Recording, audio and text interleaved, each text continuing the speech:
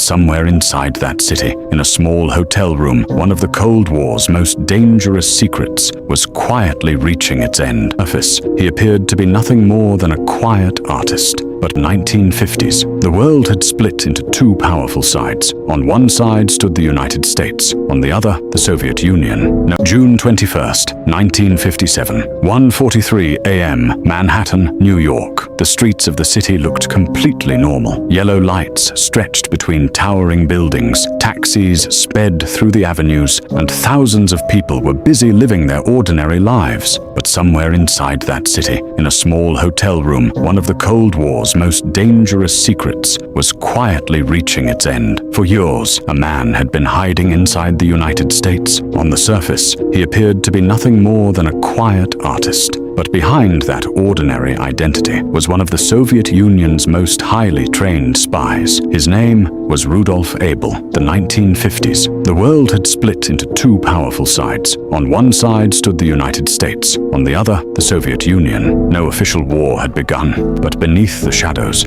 a far more dangerous battle was already underway. A war fought not with bullets, but with intelligence, secrets, and deception. During this period, the KGB sent one of its most trusted agents, Rudolf Abel, into America. His mission was simple: blend into society, avoid suspicion, and slowly collect information that could give the Soviet Union a military and nuclear advantage in the future. After arriving in New York, Abel carefully built a new identity for himself. He posed as an artist and photographer. He was quiet, spoke very little, and always tried to appear completely ordinary.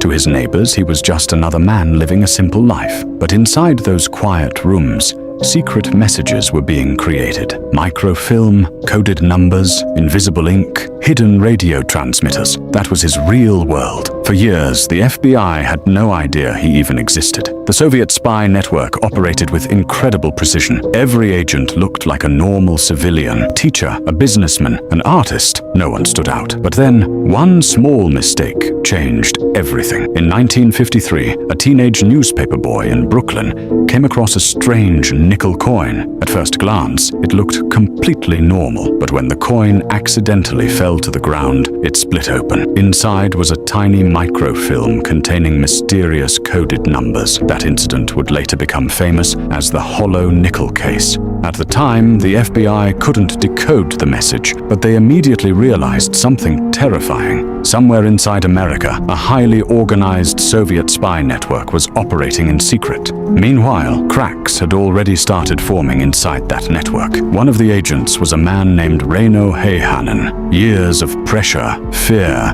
and heavy drinking had begun to destroy him mentally. Then came the order from Moscow, demanding his return. And he understood exactly what that could mean. The Soviet Union rarely forgave weak or failing agents. Terrified for his life, Heihanen made a decision that would expose the entire operation.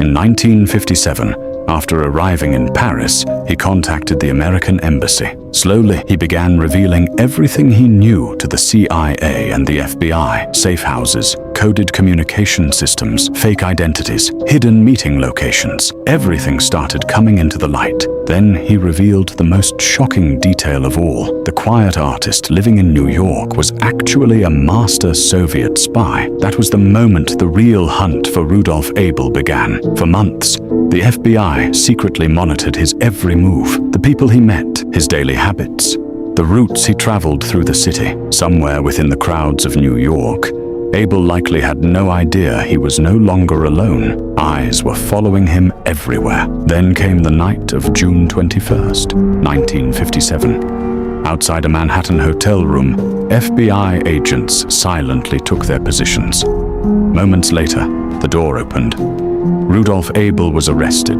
but the most chilling part was his reaction. There was no fear on his face, no panic, no resistance, no sign of emotion at all. Almost as if he had always known that the story of a spy usually ends this way. When the FBI searched his room, they discovered coded papers, cipher pads, hollow objects, spy radios, and invisible ink tools.